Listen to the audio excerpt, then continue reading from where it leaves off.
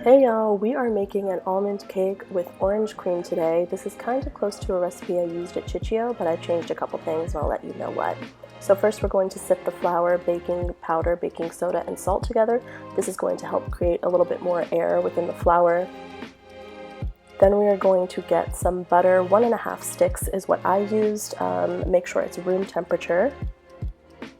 Put that into the mixing bowl along with your sugar. I actually also put 1/2 cup of extra virgin olive oil in here just to up the fat content of the cake. This is almond paste. It's really high quality and it's going to be less sweet and a little bit more coarse than marzipan. So be sure you do get almond paste instead of marzipan. We're going to scrape down the sides a little bit just to be able to make sure that we're blending all of the sugar and butter together properly. We're going to continue to whip. And then slowly, piece by piece, breaking up the almond paste and throwing that into the mixer as well. The goal is to try to break down and pulverize the almond paste so that it blends properly with the sugar and the butter and creams all together.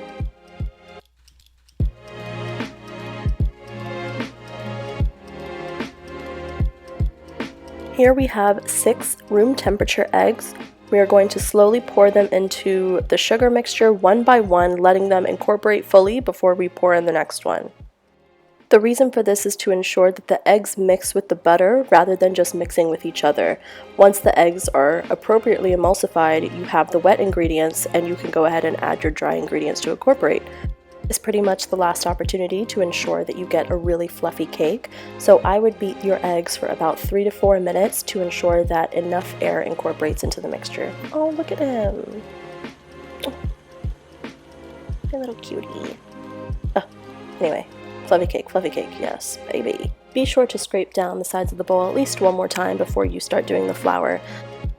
We're going to start with the flour now. 1/3 cup of AP flour, and just give it a quick mix on the lowest possible setting just to get it incorporated.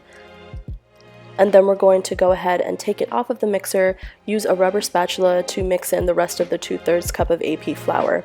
Now when we are mixing this, we're just trying to get it incorporated, just trying to make sure there are no dry spots. So be sure not to overmix it because it will create a dense cake. Ooh, look at that, swirling all together. Yes, yes! You can swirl around the bowl like this to make sure that there are no dry spots around the bowl or underneath the batter. Be sure to scrape underneath the batter at least once to make sure that no flour has settled. Then we're going to pour all of this into a buttered cake pan.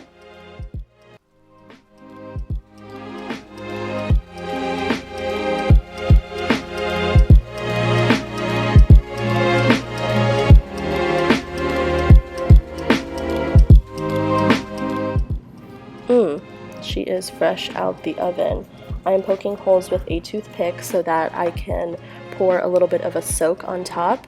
I made my soak with a little bit of milk, some sugar, and some orange zest. Do this soak right when the cake comes out of the oven. It will continue to cool for another 20 minutes, and then when you cut it open, you will get that warm scent of the orange and the almond. It is just, chef's kiss.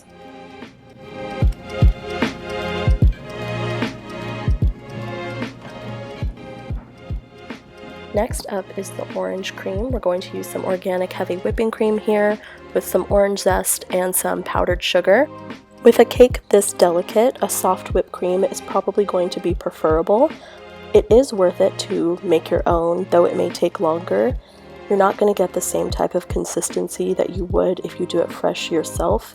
I promise you, fresh whipped cream is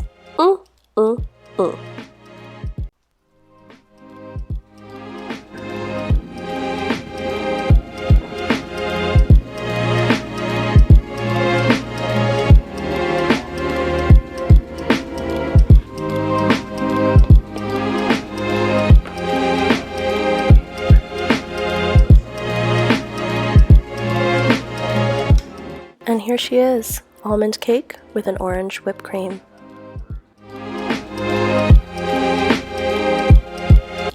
Sickening!